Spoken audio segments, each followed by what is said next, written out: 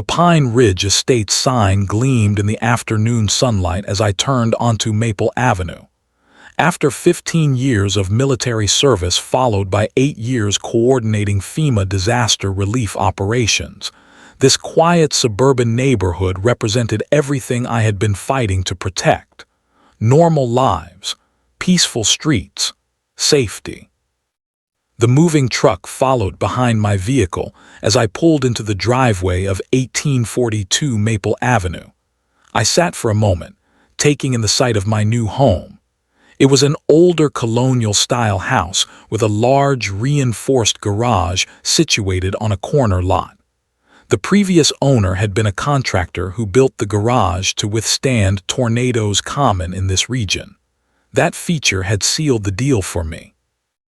My realtor had mentioned the neighborhood had an active homeowners association, but assured me it was mostly focused on community events and basic upkeep standards. Nothing to worry about, she had said with a smile. I would come to regret not asking more questions about that particular detail. The first few days passed in a blur of unpacking boxes and arranging furniture. Neighbors stopped by with obligatory welcome baskets and curious glances. I noticed something odd in those initial interactions. Everyone seemed pleasant enough until they spotted me entering or exiting the garage. Their expressions would shift subtly, eyebrows raising, smiles tightening. It was Mrs. Peterson from across the street who first mentioned the committee during our brief conversation over the fence. The architectural committee will probably want to inspect that garage at some point, she said, not quite meeting my eyes. Karen is very particular about exterior structures. Before I could ask who Karen was, I received my answer in the form of a sharp knock on my front door the following morning. The woman standing on my porch wore a navy blue blazer despite the summer heat. Her blonde hair was cut in a precise bob, and she clutched a leather portfolio to her chest like a shield. Welcome to Pine Ridge Estates. I am Karen Whitfield, president of the Homeowners Association. Her smile did not reach her eyes as she extended her hand. I hope you have had time to review our community guidelines. I invited her in, offering coffee which she declined with a tight smile. Karen wasted no time getting to business, flipping open her portfolio to reveal a checklist and numerous photographs. I notice your landscaping differs from our approved design schemes, she said, pointing to my simple, drought-resistant garden beds. And there appears to be some question about your garage structure. I explained that I had reviewed the HOA documents prior to purchasing and found nothing that would make my property non-compliant. The garage was built before the HOA was established. It is grandfathered in under the original neighborhood covenants. Karen's lips pressed into a thin line. Grandfathered structures can still be deemed non-compliant if they pose an aesthetic or safety concern. She made a note in her portfolio. What exactly do you store in there? It looks rather industrial for a residential neighborhood. Just personal items, I responded carefully. Tools, storage, nothing unusual. Her eyes narrowed slightly. Well, the committee will need to review this. Your garage has considerably more reinforcement than standard residential structures. There might be zoning concerns. I assured her everything was properly permitted and within code. Karen nodded, but the expression on her face told me she was far from satisfied. As she prepared to leave, she paused at the doorway. We take great pride in maintaining property values in Pine Ridge Estates, she said. I trust you will make the necessary adjustments to comply with our standards. That evening, while retrieving my mail, I noticed a silver sedan driving slowly past my house. Through the window, I could see Karen behind the wheel, her phone held up, clearly taking photographs of my property. She did not wave or acknowledge me when our eyes met. She simply drove on, turning at the corner and disappearing from view. As I entered my garage that night, inputting the security code on the reinforced door, I wondered if moving to Pine Ridge had been a mistake. The space inside was sparse but meticulously organized. Equipment cases lined the walls, each marked with discrete government identification codes. A satellite communication array was folded neatly in the corner. Water purification systems, emergency medical supplies. All of it hidden in plain sight. A FEMA forward command post disguised as an ordinary garage. I had no intention of using any of this equipment. That was not the point. The point was to have it ready, just in case. But something told me Karen Whitfield was not going to make maintaining this secret easy. The first official warning arrived 3 days later. A white envelope with the Pine Ridge Estates logo embossed in gold on the corner. Inside, a formal notice informed me that my property had been found in violation of HOA aesthetic standards. The specific infraction: unauthorized structural reinforcements visible on exterior garage building.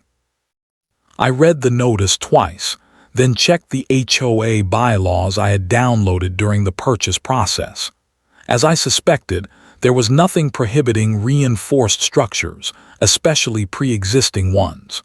The garage predated the HOA by nearly a decade. Its permits were in order. The structure was legally sound. Nevertheless, I drafted a polite response, attaching copies of the relevant documentation and permits. I explained that the garage was grandfathered into the neighborhood covenants and therefore exempt from certain architectural guidelines. I hand-delivered it to the HOA office the same day. 2 more warning notices arrived the following week. One cited improper trash receptacle visibility, because my garbage bins had been visible from the street for apparently 17 minutes longer than the allowable window on collection day. The other complained about my military-style vehicle being parked in the driveway rather than the garage. My vehicle was a standard black SUV with government plates, hardly military in appearance. It became clear these notices were not about actual violations. They were about control and intimidation. The following month, the HOA held its regular meeting at the community center. I decided to attend, hoping to address these issues directly. Perhaps a face-to-face conversation would resolve the mounting tension. The community center was filled with about 30 residents when I arrived. Conversations hushed momentarily as I entered, then resumed at a lower volume. I took a seat near the back and waited for the meeting to begin. Karen presided over the gathering with the precision of a military commander. She moved efficiently through the agenda, discussing landscaping contracts and upcoming community events with businesslike detachment. When she reached the section on compliance violations, she made a point of highlighting new residents who have not yet adapted to community standards. When the floor opened for comments, I raised my hand and stood. I would like to address some of the notices I have received regarding my property, I began, specifically regarding my garage, which is... Mr. Mitchell, Karen interrupted, her voice carrying through the room. The Architectural Committee has already ruled on your violations. The appropriate course of action is to submit a formal appeal, not disrupt our meeting. I have submitted documentation showing the structure is grandfathered. Your documentation has been reviewed and found insufficient, she cut in again. Furthermore, there are concerns about what you might be storing in that garage. Several neighbors have reported unusual activity. I glanced around the room. Most residents avoided eye contact, studying their shoes or the ceiling with sudden interest. Only one elderly gentleman in the corner met my gaze with a sympathetic nod. There is nothing unusual about my garage or its contents, I stated firmly. and I would like to know what specific bylaw I am violating." Karen smiled thinly. "Section 8, paragraph 3, no structure shall detract from the overall aesthetic harmony of the neighborhood. Your garage, with its steel reinforcements and industrial appearance, clearly violates this provision." The vague, subjective nature of the alleged violation was frustrating but typical of how HOAs often operate. I thanked her for the clarification and sat down, knowing this forum would provide no resolution. After the meeting, as residents filed out, an older man approached me in the parking lot. He introduced himself as George Patterson, a 15-year resident of Pine Ridge. "Do not take it personally," he said quietly. "Karen does this to everyone she sees as a threat. Last year, she forced the Johnsons to tear down their children's treehouse because it was 2 inches taller than regulations allowed." "Has anyone ever successfully opposed her?" I asked. George shook his head slowly. "She never loses. She either finds a technicality in the bylaws or creates enough pressure that people give in. The board members are all her friends or people too afraid to challenge her." As we parted ways, he added one final warning. "Whatever you do, do not let her inside that garage. She has been telling people you are running some kind of illegal operation in there. If she cannot find a violation, she will invent one." That night, checking my security cameras, I discovered Karen had filed 5 separate anonymous complaints against my property, using different neighbor addresses as the source. She was escalating her campaign methodically, gathering allies through manipulation and fear. What she did not understand was that I had faced far worse than a neighborhood tyrant with a clipboard. But I also knew that revealing the truth about my garage would compromise years of careful planning and a critical piece of emergency infrastructure. The truth about my garage was both simpler and more complex than Karen could imagine. It was not just a storage space or workshop. It was a designated FEMA emergency supply depot and communication hub, one of 15 strategically placed throughout the state. My career with FEMA had taught me the critical importance of decentralized emergency response infrastructure. After Hurricane Katrina and other disasters where centralized relief efforts faltered, the agency had quietly implemented a network of residential command nodes, ordinary-looking structures in strategically chosen locations that could function as communication and supply centers during catastrophic events. Due to my extensive experience in disaster logistics and emergency management, I had been selected to maintain one of these nodes. The garage housed emergency rations capable of sustaining 50 people for 2 weeks, water purification systems that could process 500 gallons daily, professional-grade medical supplies, satellite communication equipment that could operate independently of local power grids, solar generators, emergency coordination plans and maps. All of it was registered under a discrete Homeland Security contract, classified as critical infrastructure. Even my home purchase had been partially subsidized through a federal program designed to place these nodes in optimal geographic locations. The reinforced structure of the garage had made it an ideal candidate for conversion. This was not some hobby bunker or conspiracy theorist stockpile. It was a carefully maintained government facility designed to save lives when traditional systems failed. And now, Karen's crusade was threatening to compromise it all. After the confrontation at the HOA meeting, I made a secure call to my FEMA liaison, Director Ramirez. I explained the situation in carefully measured terms. The location may be compromised. A local HOA official is pushing for inspection and possible demolition of the structure. There was a long pause on the line. "How serious is the threat?" Director Ramirez finally asked. Escalating weekly, I replied. She has filed multiple complaints and is mobilizing other residents. I have attempted to deflect using standard protocols, but she is persistent. Maintain cover for now, came the response. We cannot afford exposure of the network. If pressed, use minimal disclosure protocols. Document everything. We will intervene only if absolutely necessary. I knew what that meant. FEMA preferred these installations to remain completely covert. Intervention would mean compromising the secrecy of the entire program. It would be a last resort. That evening, I conducted a thorough inventory of the garage's contents. Everything was in order, organized, maintained, ready. The satellite communication system performed a silent daily check-in with the central network, confirming its operational status. Water supplies were treated and rotated regularly. Medical supplies were within date parameters. I ran my hand along the reinforced wall, feeling the steel plates beneath the ordinary-looking exterior. From outside, it looked like any other large garage.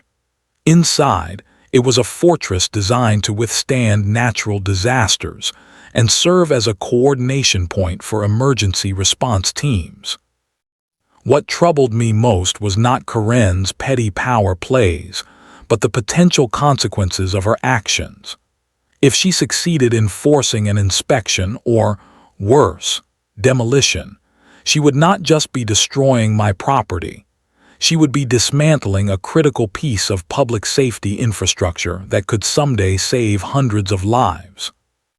The next morning, as I left for work, I noticed Corinne standing with two other board members across the street, pointing at my garage and gesturing emphatically. When she saw me watching, she did not look away or pretend to be engaged in casual conversation. Instead, she stared directly at me, a small smile playing at her lips. It was a declaration of war, and for the first time in my career, I found myself facing an adversary who had no idea what she was really fighting against. Corinne thought she was targeting a non-compliant homeowner.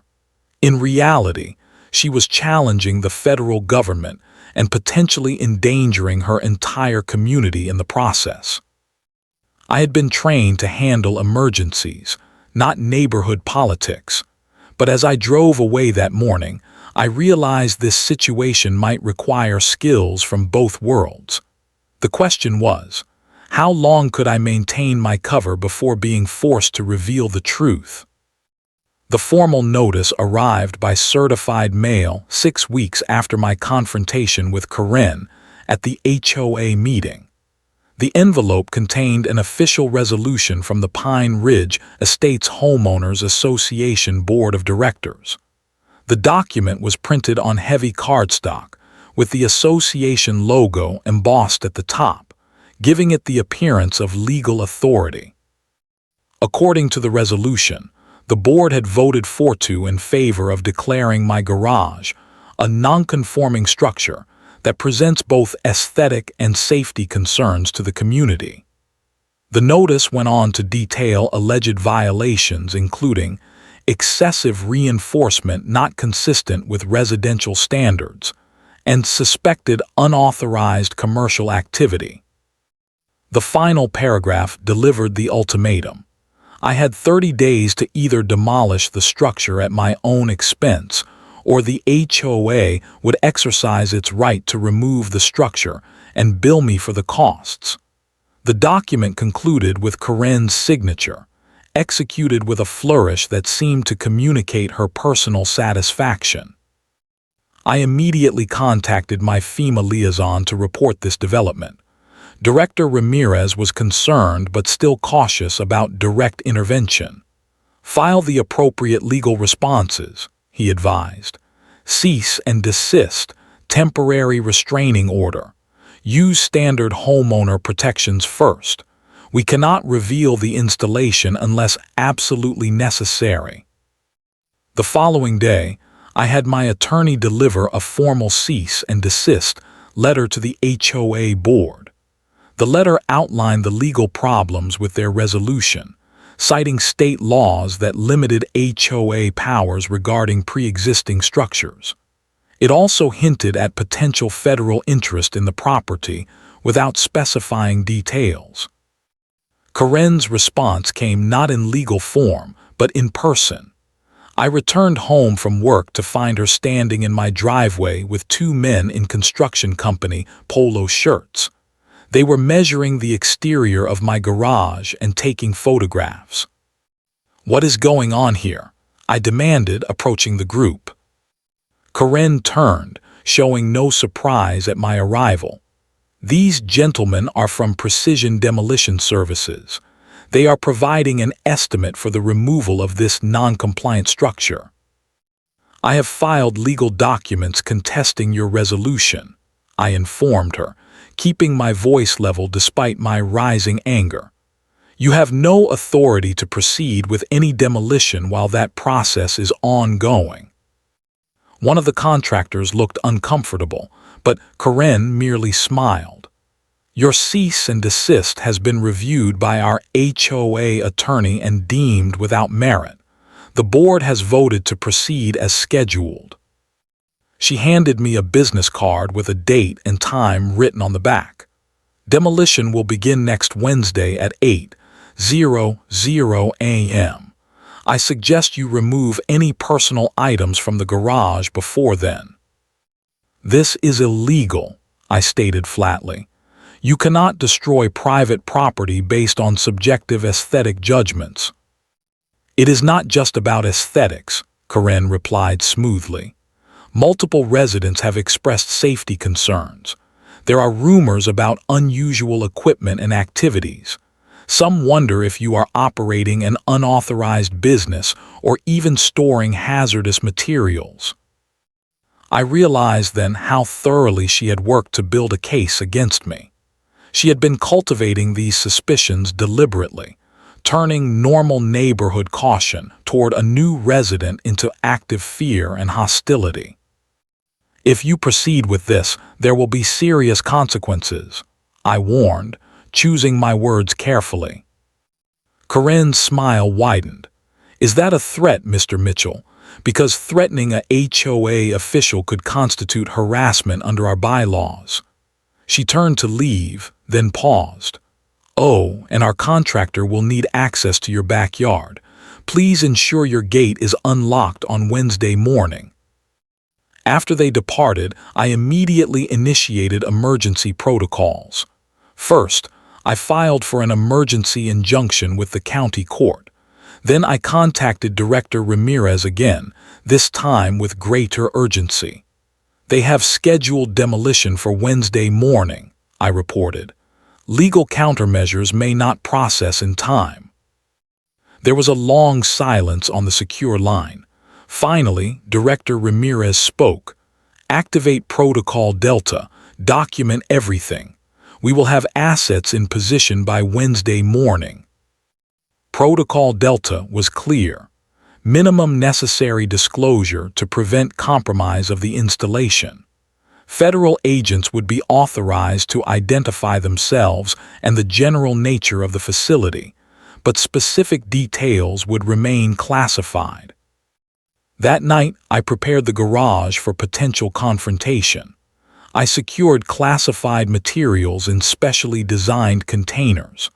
I activated redundant recording devices to document whatever might occur, and I quietly tested the facility's emergency alert system, a silent signal that would summon federal responders if triggered. As Wednesday approached, I watched through security cameras as Karen drove past my house repeatedly, each time slowing to study the garage with evident satisfaction. She believed she was about to win a neighborhood power struggle. She had no idea she was walking into a federal security operation. Wednesday morning arrived with the soft glow of dawn barely breaking over the horizon. I had been awake for hours, monitoring security feeds and maintaining communication with Director Ramirez. Federal agents were positioned discreetly in unmarked vehicles throughout the neighborhood, waiting to intervene only if absolutely necessary. At precisely 7:45 a.m., a convoy of vehicles turned onto Maple Avenue. First came Corinne's silver sedan, followed by a pickup truck with the Precision Demolition Services logo on the door. Behind that, a flatbed truck carrying a small bulldozer. The procession moved slowly down the street, creating exactly the spectacle Corinne had intended. Neighbors emerged from their homes, coffee cups in hand, gathering to witness the confrontation. I stood on my front porch, dressed in casual clothes that gave no indication of my federal affiliations. As the vehicles parked along the curb in front of my house, I walked calmly down the driveway to meet them. Corinne exited her car first, clipboard in hand, and a triumphant smile stretched across her face. She wore a crisp pantsuit and heels, dressed as if for an important business meeting rather than a demolition. 3 men in construction gear emerged from the other vehicles, looking slightly uncomfortable as neighbors gathered at a distance to watch.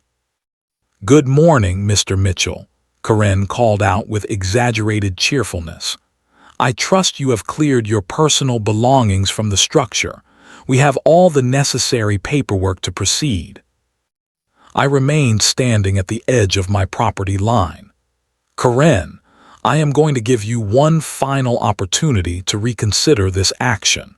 What you are about to do has implications far beyond an HOA dispute." She laughed, the sound brittle in the morning air.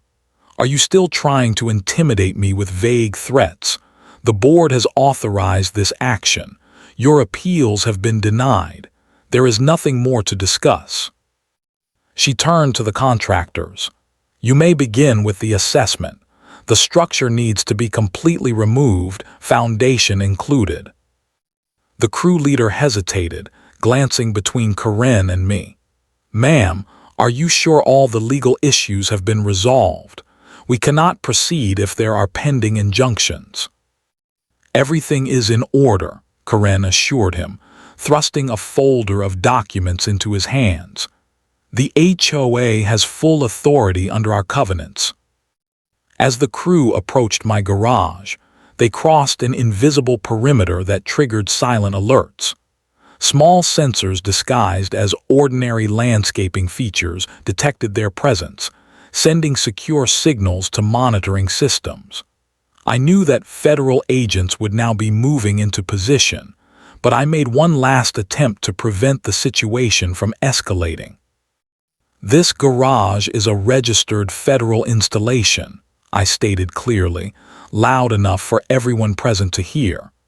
"It is protected under national security protocols. If you proceed, you will be interfering with government property." Corinne rolled her eyes dramatically, turning to address the growing crowd of neighbors. "Do you hear this? Now he is claiming his garage is some sort of government facility. What will be next? Alien technology." Several neighbors laughed nervously, but others looked uncertain. The demolition crew had paused again, the lead contractor speaking quietly into his phone, presumably consulting with someone at his company. "I am not joking, Corinne," I said evenly. "That structure contains emergency response equipment and is designated as critical infrastructure by the Department of Homeland Security." Before Corinne could respond, the quiet morning was interrupted by the arrival of 3 black SUVs moving in perfect synchronization down the street. They parked in a choreographed pattern that effectively blocked both ends of the street. Men and women in dark professional attire emerged, some wearing jackets with federal insignia clearly visible. A tall woman approached, her credentials held out before her. "I am Special Agent Daniels with the Department of Homeland Security. This operation is hereby suspended under federal authority." The color drained from Corinne's face as Agent Daniels continued. "This facility is registered with the Federal Emergency Management Agency as a critical response node. Any attempt to access or damage it constitutes interference with national security infrastructure. Two agents approached the demolition crew, speaking quietly and examining their work orders and permits. Others established a perimeter around my property, politely but firmly moving neighbors back. Karen stood frozen, her clipboard clutched against her chest. "This is absurd," she finally managed to sputter. "He cannot just claim federal protection to avoid HOA regulations." Agent Daniels regarded her coolly. "Ms. Whitfield, is it? We have been monitoring this situation for some time. You have been repeatedly informed that this property has special status, yet you chose to ignore legal notices and proceed with unauthorized action against a federal installation." I stepped back, watching as the carefully constructed world Karen had built around herself, a world where her authority was absolute and unquestionable, crumbled before her eyes. The neighbors who had gathered to witness my humiliation were instead witnessing hers. The federal agents remained on site for just under 2 hours. They conducted a thorough assessment of the garage, documented the attempted demolition, and took statements from everyone present. Throughout the process, Karen sat in her car, occasionally visible through the window making angry phone calls. By mid-morning, the agents had departed, leaving behind only an official-looking notice affixed to my garage door declaring it protected federal property. The demolition crew had packed up and left almost immediately after the agents arrived, the contractor offering a grudging apology as he departed. News of the morning's events spread through Pine Ridge Estates with remarkable speed. By afternoon, my phone was buzzing with text messages from neighbors I had barely spoken with before, all expressing various forms of shock, apology, or curious support. George Patterson, the elderly neighbor who had warned me about Karen, stopped by with a bottle of scotch. "That was quite a show," he said with a wry smile. "Never thought I would live to see Karen Whitfield silenced." The following day, 3 members of the HOA board resigned via a group email sent to all residents. Their message cited recent revelations and concerns about leadership, without directly mentioning Karen or the garage incident. The community forum on the HOA website exploded with comments, many residents openly questioning how Karen had been allowed to target homeowners without proper oversight. Karen herself remained conspicuously absent from public view for nearly a week. When she finally emerged, it was to announce an emergency HOA meeting to address recent misunderstandings regarding architectural enforcement procedures. The community center was packed beyond capacity on the night of the meeting.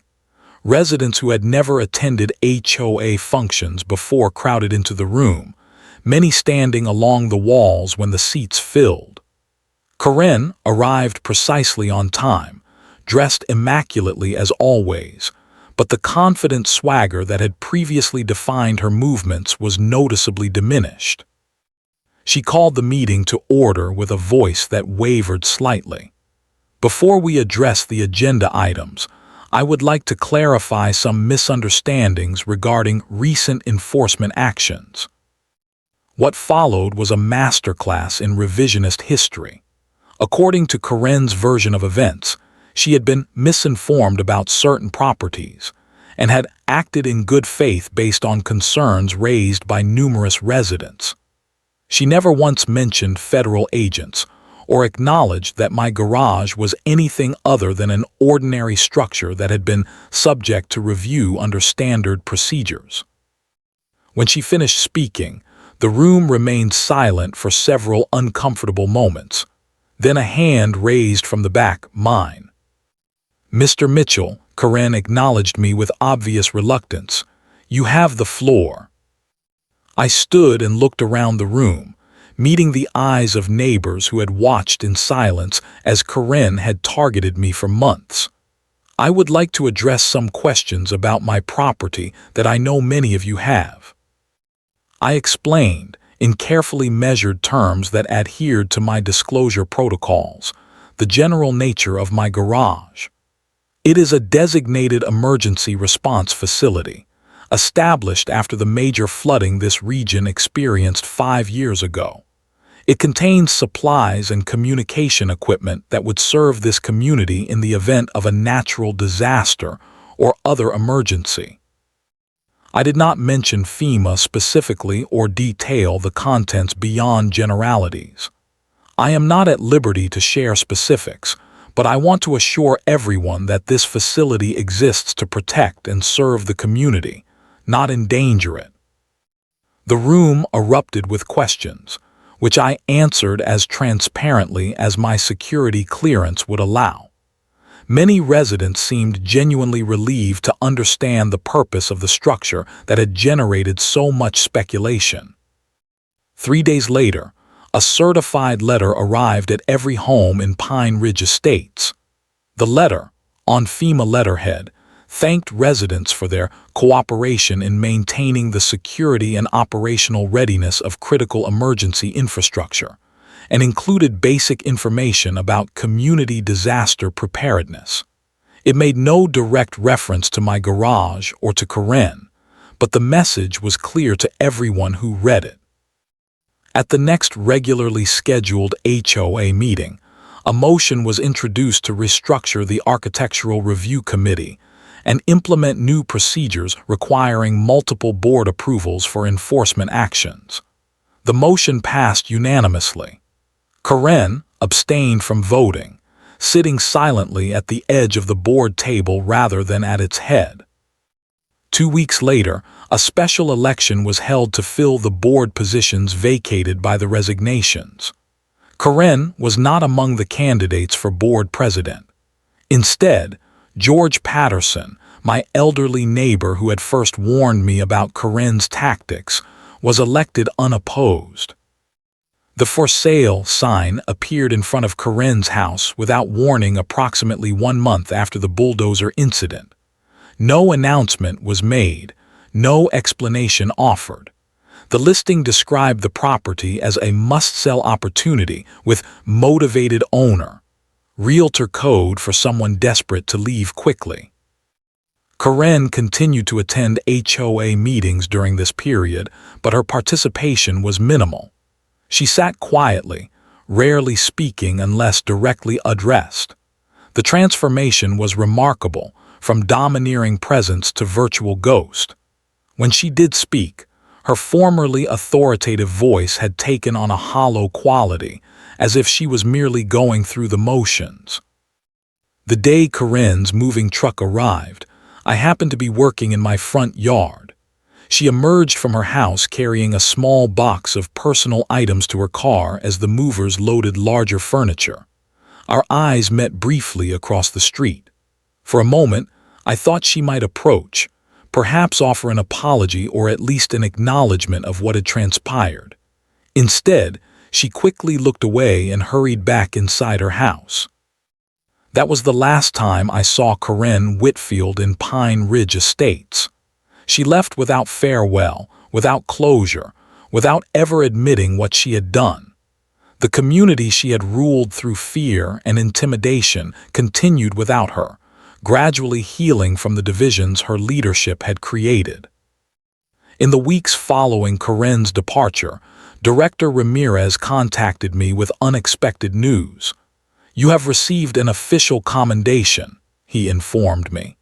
The integrity of the network was maintained under significant pressure. Not many of our operators would have shown such restraint. The commendation arrived in a plain envelope with no external markings, a simple certificate acknowledging exceptional service in maintaining critical infrastructure security. It was not the kind of recognition one displays on a wall or shares with friends. I placed it in a secure file with other documentation from my federal service. More meaningful than official recognition was the subtle shift in my relationship with the neighborhood. Residents who had previously avoided eye contact now greeted me warmly. Several approached with questions about basic emergency preparedness for their own homes. What supplies should they keep on hand? How much water should they store? What communication devices worked best when power was out? With Director Ramirez's permission, I began hosting small community preparedness workshops in my garage. Nothing classified was revealed during these sessions, but I was able to share general knowledge gained through years of disaster response work. We discussed evacuation plans, communication strategies, and basic first aid. The garage, once the center of suspicion and conflict, became a place of community learning and cooperation. George Patterson proved to be an effective HOA president. Under his leadership, the association focused more on community building than rigid enforcement. The Architectural Review Committee was restructured with clear guidelines and checks on authority. No single person could initiate enforcement actions without review by multiple committee members. 6 months after Corinne's departure, Pine Ridge Estates held its annual community picnic in the park at the center of the neighborhood. As I helped set up tables and grills, I overheard 2 longtime residents discussing the changes. "Remember how tense these gatherings used to be," one said. "Corinne would circulate with her clipboard, noting every weed and peeling paint job. Now we actually enjoy coming to these things," the other replied. "Amazing what happens when people stop policing each other and start supporting each other." That evening, as twilight settled over the neighborhood, I returned to my garage and entered the security code. The reinforced door swung open to reveal the carefully maintained equipment inside, the communications array, the supply caches, the medical kits. All of it ready, though hopefully never needed. I performed the routine maintenance checks, testing systems, and updating inventory records. This quiet work had always brought me satisfaction, the knowledge that I was contributing to a safety net that could catch people in their darkest hour. As I secured the facility for the night, I thought about Corinne and the irony of her crusade. In her desperate attempt to control her environment and assert her authority, she had nearly compromised the very systems designed to protect everyone during a crisis. She never understood that true security comes not from rules and conformity, but from preparation, cooperation, and community. I locked the garage and looked out at the peaceful neighborhood streets. For now, at least, all was quiet. And if that ever changed, if disaster ever struck, Pine Ridge Estates would be ready.